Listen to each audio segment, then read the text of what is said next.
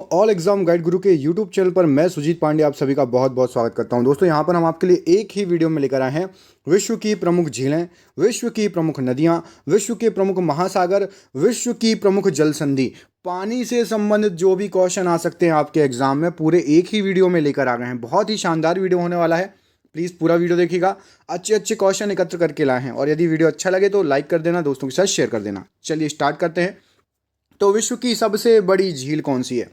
खारे मीठे पानी की बात नहीं हो रही है, सिंपल बात हो रही है। विश्व की सबसे बड़ी झील कौन सी है? तो कैस्पियन सागर विश्व की सबसे बड़ी झील है।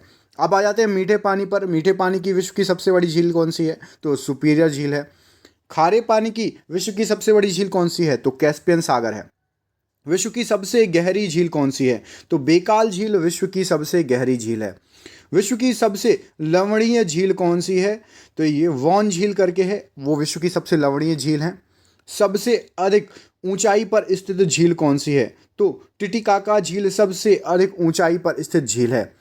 अरब सागर की झील किस देश में स्थित है? तो अरब सागर की झील कजाकिस्तान में स्थित है, याद रखिएगा। विक्टोरिया झील कहाँ पर स्थित है? तो ये पूर्वी अफ्रीका में स्थित है, विक्टोरिया झील।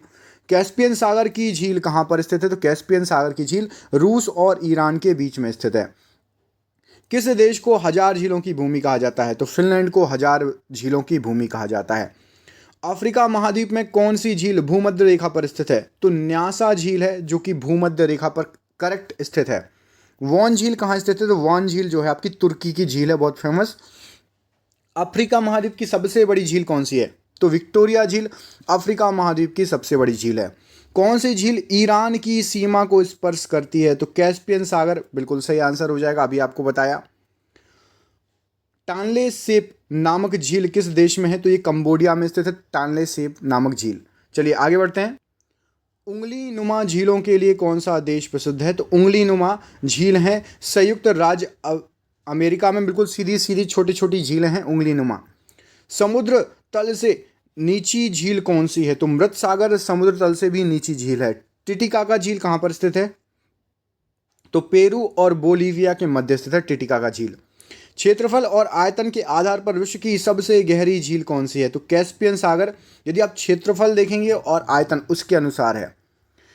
इरा और ओंटारियो झील के मध्य कौन सा जलप्रपात है? तो नियाग्रा जलप्रपात इरा और ओंटारियो झील के मध्य है। लैडोगा झील कहाँ पर स्थित है? तो लैडोगा झील रूस में स्थित है, रूस की फेमस झील है। मिशिगन झील किस देश में है? तो ये संयुक्त राज्य अमेरिका में है। विनीपेग झील कहाँ है? तो विनीपेग झील कनाडा में है, याद रखिएगा। ग्रेट स्लेव झील कहाँ पर पाई जाती है? तो कनाडा में। अब आ जाते हैं नहरों पे, तो नहरों की चर्चा कर लेते हैं। तो विश्व की सबसे बड़ी नहर कौन सी है? तो विश्व की सबसे बड़ी नहर स्वेज नहर है, याद रखना। स्वेज नहर कहाँ पर है? तो ये मिस्र में है स्वेज नहर। स्वेज नहर का निर्माण कब हुआ? तो 1869 ईस्वी में स्वेज नहर का निर्माण हुआ था। स्वेज नहर का राष्ट्रीयकरण कब हुआ था? तो स्वेज नहर का राष्ट्रीयकरण 1956 ईस्वी में हुआ था। स्वेज नहर किन दो सागरों को जोड़ती है? तो भूमध्य सागर को लाल सागर से जोड़ती है। स्वेज नहर की कुल लंबाई कितनी है? तो 169 किलोमीटर सही आंसर है। पनामा नहर किन दो सागरों को जोड़ती है? तो पनामा नहर जोड़ती है अटलांटिक सागर व प्रशांत महासागर को। अगला क्वेश्चन देखिए, पनामा नहर कहाँ पर है? तो ये अमेरिका में स्थित है पनामा नहर। कील नहर कहाँ पर स्थित है? किन दो सागरों को जोड़ती है? तो कील नहर उत्तरी सागर और बाल्टिक सागर को जोड़ती है, याद रखना। कील नहर किस देश में है? तो जर्मनी में है। सू नहर कौन से दो सागरों या झीलों को जोड़ती है? तो सुपीरियर झील और ह्यूरन को जोड़ती है सू नहर। अगला क्वेश्चन देखिए, क्रा नहर किस देश में स्थित है? तो क्रा नहर है थाईलैंड में। इरी नहर कहाँ पर स्थित है? तो इरी नहर है आपकी अमेरिका में स्थित है। इरी नहर किन दो झीलों को जोड़ती है? तो इरी झील और मिशिगन झील को जोड़ती है। गोटा नहर कहाँ है? तो गोटा नहर आपकी स्वीडन में है। गोटा नहर किस किस के मध्य है? तो स्टॉकहोम और गोटेनबर्ग के मध्य है गोटा नहर। मैनचेस्टर नहर कहाँ पर है? तो ये ग्रेट ब्रिटेन में है मैनचेस्टर नहर।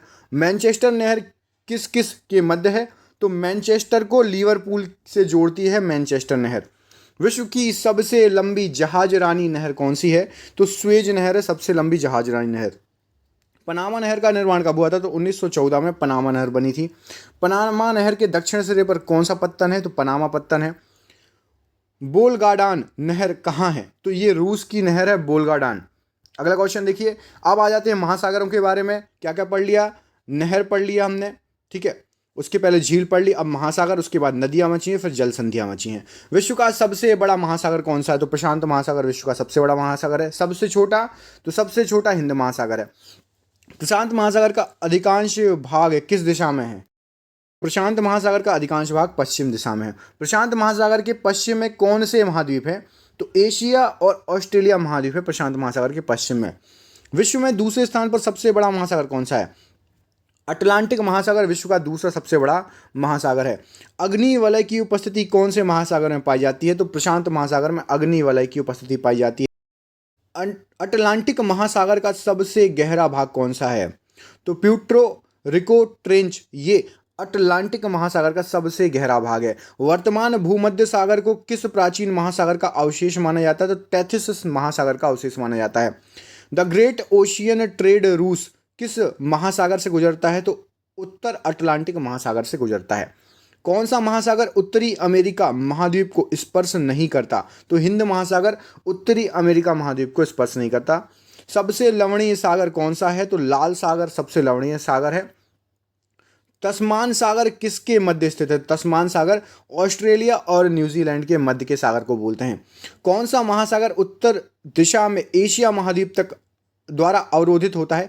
तो हिंद महासागर उत्तर दिशा में एशिया महाद्वीप द्वारा अवरोधित होता है। उत्तर अमेरिका महाद्वीप के पश्चिम में कौन सा महासागर स्थित है? तो उत्तर अमेरिका महाद्वीप के पश्चिम में प्रशांत महासागर स्थित है। अब बात कर लेते हैं, चलिए आगे, नदियों की। जल के आयतन के आधार पर विश्व की सबसे बड़ी नदी कौन सी है? तो अमेजन नदी जल के आयतन के आधार पर। यूरोप महाद्वीप की सबसे बड़ी नदी कौन सी है? तो वोल्गा नदी यूरोप महाद्वीप की सबसे बड़ी नदी है। वोल्गा नदी कहाँ पर गिरती है? तो ये कैस्पियन सागर में जाके गिरती है। कौन सी नदी भ्रंश घाटी से होकर बहती है? तो वोल्गा नदी भ्रंश घाटी से होकर बहती है। किस सभ्यता को नील नदी का वरदान कहा जाता है? तो मिस्र की सभ्यता को नील नदी का वरदान कहा जाता है। यूरोप की कौन सी नदी कोयला नदी के नाम से जानी जाती है? तो राइन नदी को कोयला नदी भी कहा जाता है। नदी को भूमध्य रेखा 2 बार काटती है? तो कांगो नदी को भूमध्य रेखा 2 बार काटती है। किस नदी का उद्गम स्थल भूमध्य रेखा के निकट से होता है? तो नील नदी का उद्गम स्थल भूमध्य रेखा के निकट से होता है। सबसे अधिक विश्वासघाती नदी किसे कहा जाता है? तो हांग हो नदी को कहा जाता है। कभी भी रास्ता बदल देती है ये।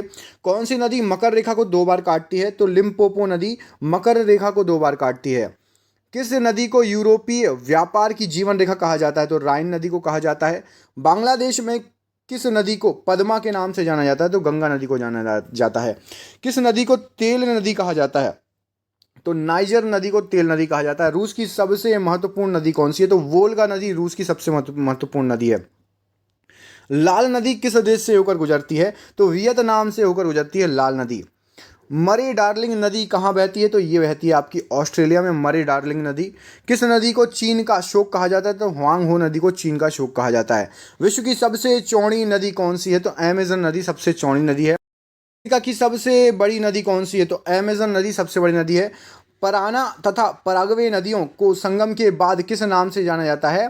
तो लापलाटा नदी कहा जाता है। अगला क्वेश्चन देखिए, कौन सी यूरोपीय नदी ब्लैक फॉरेस्ट से निकलकर काला सागर में गिरती है? तो ब्लैक फॉरेस्ट से निकलकर डैन्यूब नदी काला सागर में गिरती है।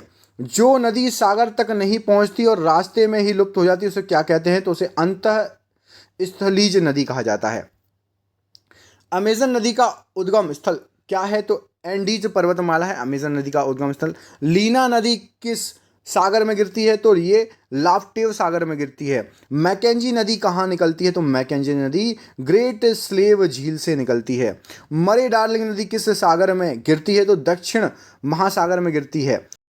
नदी का उद्गम स्थल बताइए? तो ओबे नदी का उद्गम स्थल है अल्टाई पर्वत। नाइजर नदी किस खाड़ी में जाकर मिल जाती है? तो ये गिनी खाड़ी में जाकर मिल जाती है। अगला क्वेश्चन देखिए। अब आ जाते हैं जल संधियों पर।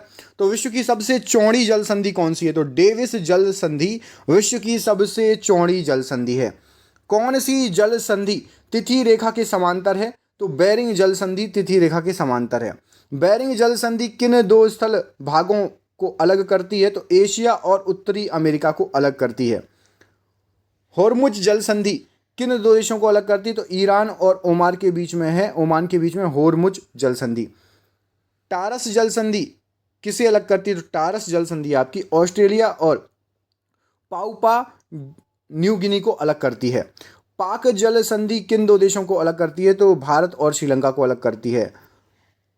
मलक्का जल संधि किन दो सागरों को जोड़ती है? तो अंडमान सागर और दक्षिणी चीन सागर को जोड़ती है मलक्का जल संधि।